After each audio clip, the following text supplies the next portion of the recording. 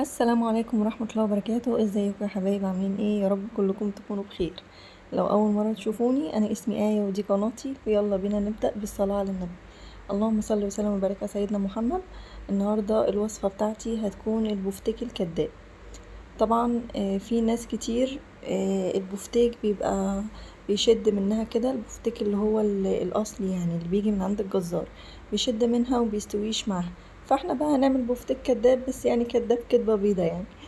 اول حاجة جبت لحمة مفرومة، هنا ده اقل من النص بحاجة بسيطة، وعليها بصلة كبيرة كده تكون متصفية كويس من المية بتاعتها، والاتنين هحضرهم في الكبة وعليهم ملح وفلفل ورشة سكر، وهضربهم في الكبة كويس جدا لحد ما الخليط ينعم بالشكل ده.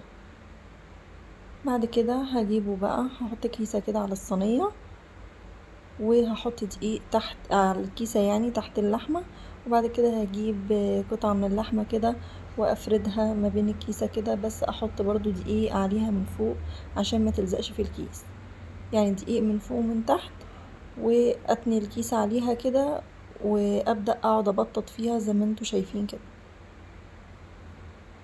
حاولي ترققيها خالص لان هي في الزيت بتكش وبترتفع، يعني بتتخن شوية كده وبتلاقيها كشت شوية عن الشكل اللي هي فيه. عايزة تكبريها شوية عن كده عشان اما تكش تبقى واخدة الحجم اللي انت عايزاه، كبريها. بس اهم حاجة تخليها رقيقة خالص لانها فعلا بتكش في الزيت وبتصغر عن الحجم ده بكتير. هخلص بقى الكمية اللي معايا كلها كده، وبعد ما اخلصها خالص لو انا هحط حاجة فوق حاجة لازم احط كيس ما بينهم عشان اللحمة متلزقش في بعض. ما تخافيش يا مدام متبطنة بالدقيق كده، يعني مش هتلزق في الصينية. بعد كده دخلتها بقى الفريزر زي ربع ساعة كده، وطلعتها. حضرت ده بيض على لبن وملحته، وحطيت فلفل، وده برضو بقسماط على دقيق على نشا. هجيب كل بقى البفتيك اللي معايا كده واحطه في البيض، وبعد كده انزل بيه في البقسماط دي اللي هو عشان اعمل الكفر بتاعه.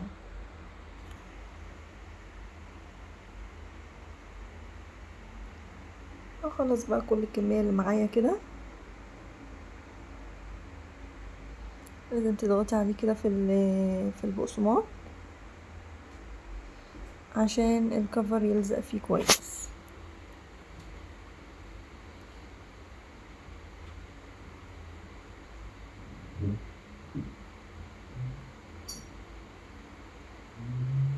بيبقى طعمه حلو جدا، وكمان بيبقى طعم البفتيك اللي هو الاصلي اللي بنجيبه من عند الجزار. ده بس البفتيك الاقتصادي. نخلص بقى كل الاقراص اللي معانا كده.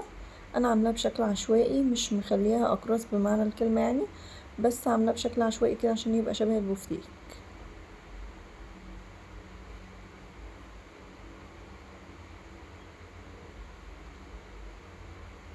هاجي بقى في ملاية كده بعد ما خلصت اخلي الزيت يسخن فيها، مش يسخن قوي يعني، يكون سخن كويس، وبعد كده هدي النار خالص. انزل بقى بالبفتيك كده، وهتشوفي شكله دلوقتي كش ازاي.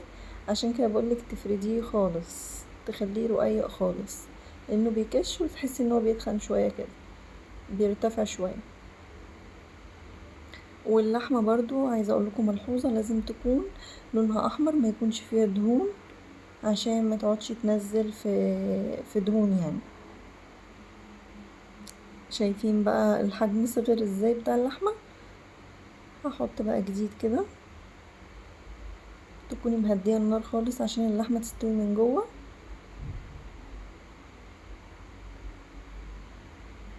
انا عملت معاه هنا رز بشعرية، في ناس بتاكله بالعيش مع البطاطس كده، ممكن تعملي معاه بسلة ورز اللي انت عايزاه. شايفين مستوية من جوه جميلة ازاي.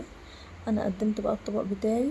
على فكرة حصل موقف بايخ جدا وانا بحمره، ان الانبوبة خلصت عشان كده وقفت تصوير على ما جاتلي انبوبة تانية. المهم يعني انا قدمته في الطبق كده بالمنظر ده، شكله جميل جدا وطعمه جميل.